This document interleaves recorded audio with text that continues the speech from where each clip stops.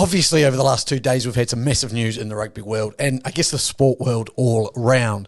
Yes, Welsh superstar Rees-Zammit has, I guess, walked out on rugby a little bit. I wouldn't say walked out on rugby, but has gone to chase his career goals, and that means trying out for the NFL. So, yes, another rugby player kind of heading in the direction of trying out the NFL. And so I thought today was a great idea to build a video on kind of the profile of previous rugby players who have played in the NFL, see how LRZ fits in, and see if he can make it. I guess that's the question on everyone's mind.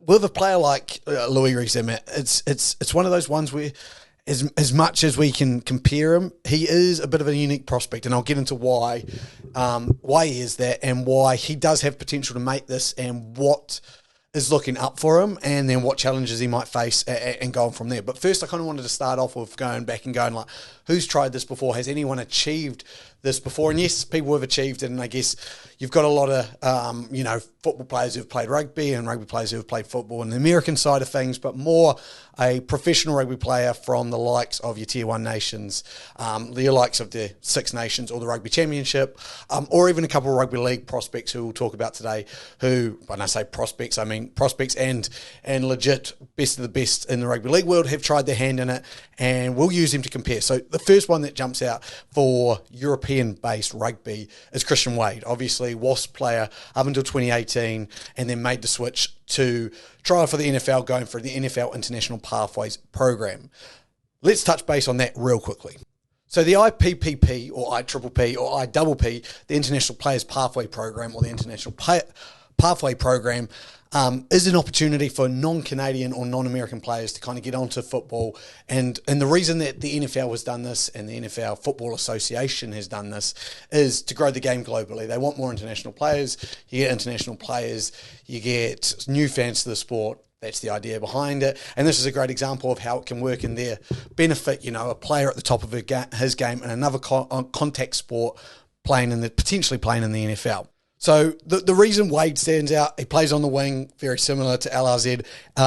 He's a different body type. So Christian Wade, obviously 5'9", about 85 to 90 kilos. So built like a brick wall, but a bit shorter, a bit sturdier. Meant that he played in the running back position when he went to the NFL. It made sense. He had played over 150 games for Wasp.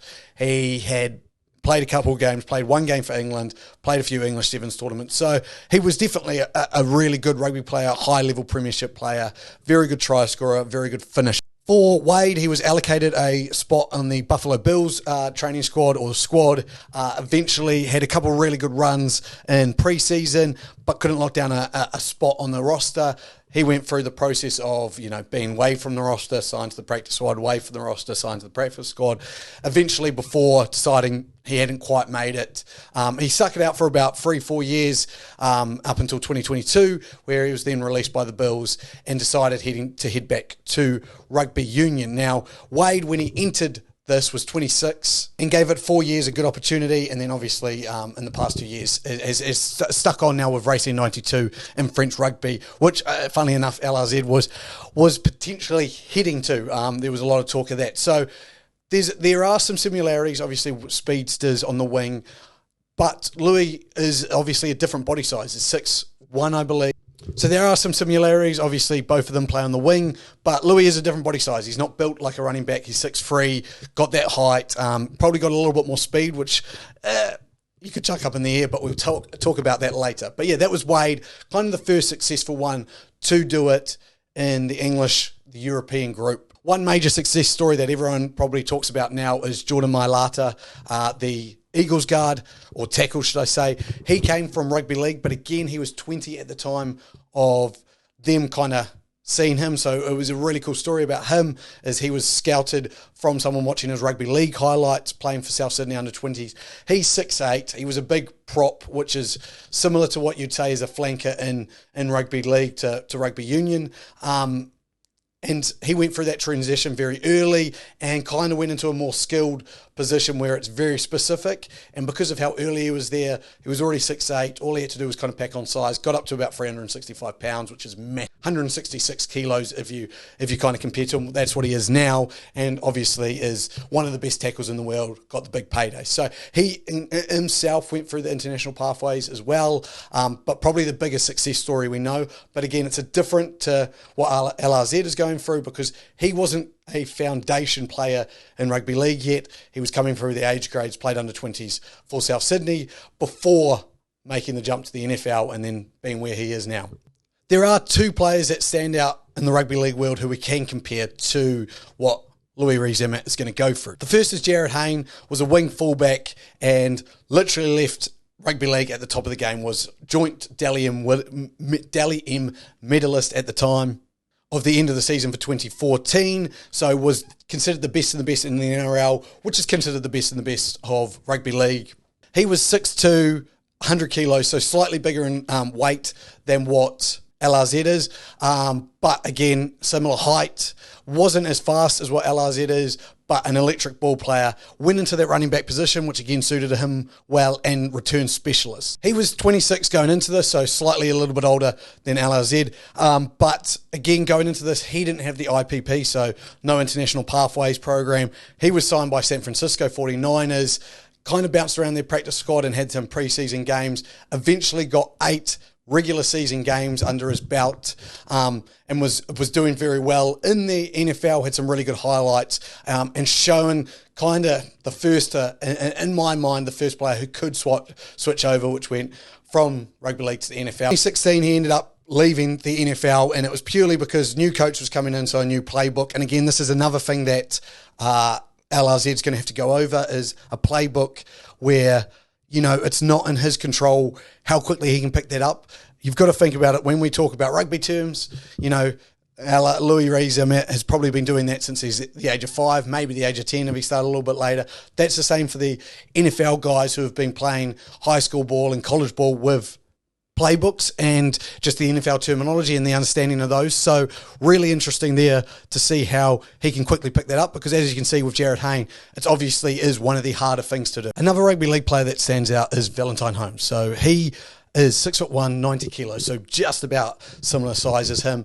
A very good winger, you know, was playing representative rugby league. At the age of 24, decided to go into and try out and just see how he could go with the NFL. In 2019, he was signed to the New York Jets as part of the International Players Program, playing in some preseason games before eventually at the last cuts being waived and then signed to the practice squad. And then eventually, I think it was a mutual agreement to release as he wanted to head back to the NRL at the end of 2019. So never played another full game of NFL, but was in and about again in that practice squad circuit, that roundabout that we could see LRZ go through.